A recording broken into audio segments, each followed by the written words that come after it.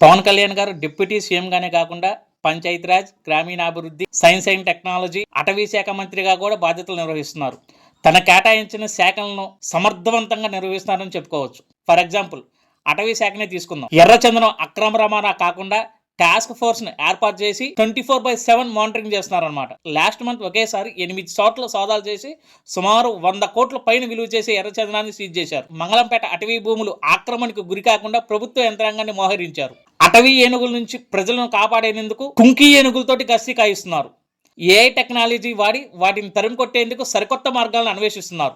స్వతంత్రం వచ్చి ఇప్పుడు దాకా కూడా కరెంటు లేని గోడాలకు, గ్రామాలకు కరెంటు సదుపాయాలు, నీటి సదుపాయాలు, అక్కడ పాఠశాల నిర్మాణాలు, మౌలిక వసతులు కల్పిస్తున్నారు. గ్రామాల అభివృద్ధికి, గ్రామాల్లో మురుగు నిర్మూలనకు మ్యాజిక్ డ్రైన్స్ ఎంతగానో ఉపయోగపడతాయి. ఆయన కొత్తగా గ్రామాల అభివృద్ధికి మ్యాజిక్ డ్రైన్స్ తీసుకొచ్చారు.